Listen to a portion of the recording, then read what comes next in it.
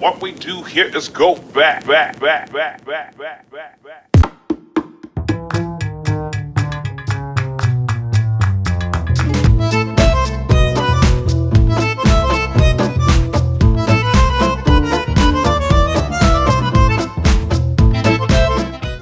What's up guys? It's been a while! So for today's vlog, ang gagawin ko ngayon ay Aglio Olio pasas. Cooking vlog po ang gagawin natin ngayon. Pero hindi siya ngayon. Kagabi po siya. Kagabi pa po namin siya ginawa. Hindi lang po ako nakapag-intro and outro. So, etong pasta na to, sobrang dali lang gawin. Gusto ko lang din i-share sa inyo kung paano siyang gawin. Actually, marami naman siyang recipe sa Google. And yun, kung paano ko lang siya lutuin, gusto ko lang siyang i-share sa inyo. Para, alam nyo yun, pag nagka-crave kayo, lalo na yung mga pasta lover na katulad ko tsaka katulad ni Alain, pag nagki-crave ay pwede nyong gamitin tong recipe na sobrang dali lang naman talaga niya kung gusto nyo talaga ng pasta, kung nagki-crave talaga kayo sa pasta. Etong dish na to, nakita ko lang to sa dati kong work. Actually, hindi ko siya alam. Alam nyo naman maraming kinds of pasta. Merong bologna pasta, may Italian pasta, may Filipino style pasta, kung ano-anong pasta, carbonara. Ang dami-dami ng version ng mga pasta ngayon. So, eto version ko naman, ang Aglio Olio Bien version.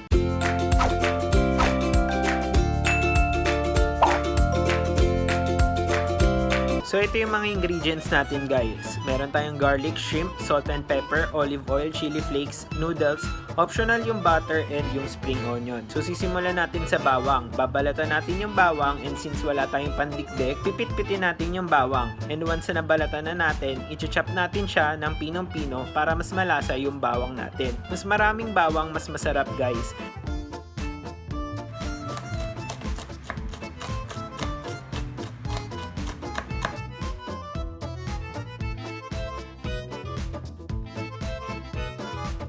So, susunod natin yung hipon. Babalatan natin yung hipon, then imamarinate natin. So, ang gagamitin natin is olive oil, salt, pepper, and chili flakes. Mas masarap, mas maraming chili flakes para mas maanghang. Pagsamasamahin natin sa isang mangkok. And dagdag na rin ako ng bawang. So, haluin lang natin para mas manuot yung lasa.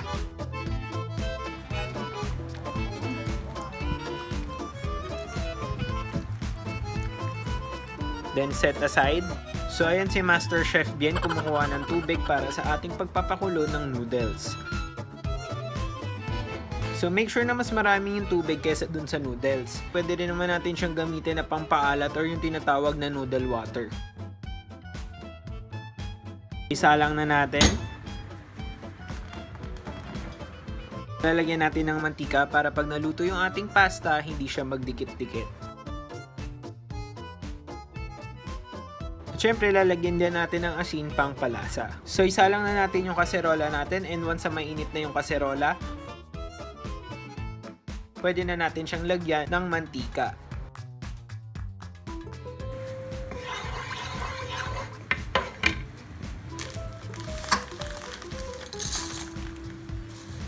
Nilagay na natin yung pasa. Make sure lahat nakalubog sa tubig para maiwasan natin yung kalahati lang yung naluluto.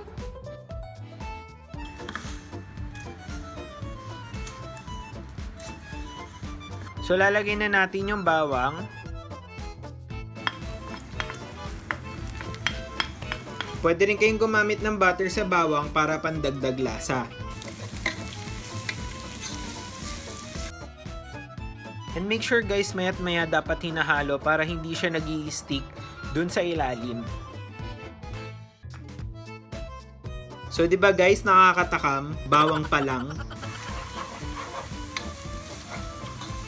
Hayaan lang natin siyang maluto hanggang sa mag-golden brown or kung ano yung gusto nyong luto sa bawang. And make sure guys, nahahaluin nyo para hindi masunog. So ayan, once na nagiging golden brown na siya or nakukuha nyo na yung gusto nyong luto sa bawang, nilagay na natin yung minarinade nating hipon.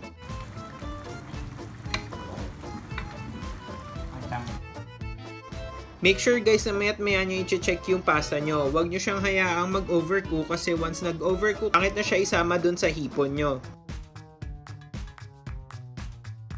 So nagdagdag na rin ako ng chili flakes kasi mas masarap, mas maanghang. So nagdagdag na rin ako ng asin para mas malasa yung ating pasta. So ayan lang natin siyang maluto.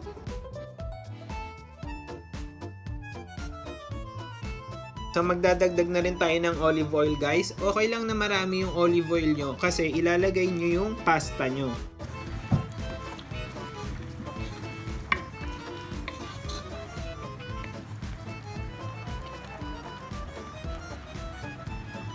Hot? So ayan, okay na yung pasta ko. Ilagay na natin sa hipon.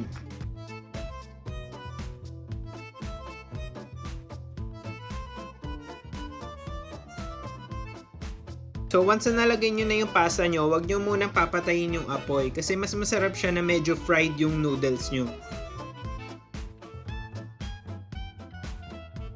Ayan guys, mukha na siyang masarap. Actually, masarap talaga siya at ang bango-bango niya. So pag kulang yung olive oil nyo, dagdagan nyo lang. Add lang naman tayo ng add kung ano yung gusto nating lasa.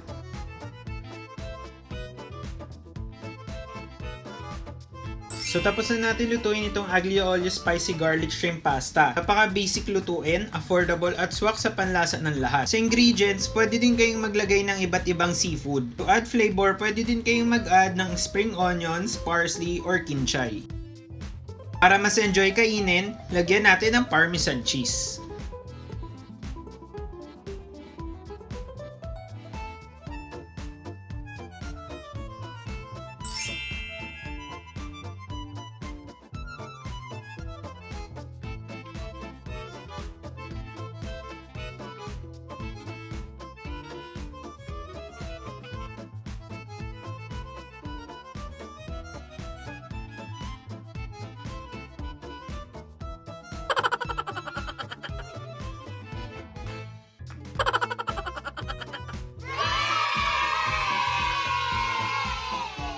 So yun na nga guys, nakita nyo yung kung paano gawin natin yung Aglio Olio pasta, diba? Napakasimple at napakasarap. So kung wala kayong mga ingredients, pwede naman kayong mag-alternative. Kunyari, wala kayong shrimp, pwedeng chicken. Kung wala kayong chicken, pwede rin naman beef. So kahit ano, tuna, pwede rin naman, or sardines. Kayo nang bahala kung paano nyo gagawin yung Aglio Olio pasta nyo. So basta ang main ingredients lang nito is yung olive oil and yung pasta. So kayo na lang mag-a-add ng flavor kung ano mga gusto nyong flavor na gusto nyo sa panlasa nyo, kung ano yung gusto nyo. Napakasimple, diba? At napakasarap.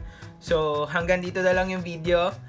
And don't forget to like, subscribe, and share this video. And mag-comment na din kayo kung ano pa mga cooking vlog na gusto nyong gawin ko. 100k subscribers na tayo guys. So palaguin pa natin tong Team Alien.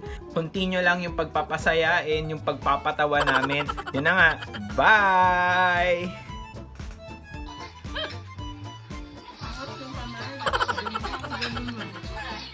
Ganun ba? Ano ba ginawa mo? Ganun.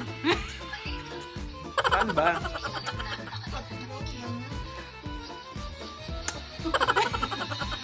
Kimboy. Ako na ang emperatriz. Kung hindi ko naniniyak na mapapasakin ang emperador. Dali. Ay, sabi na Barbie.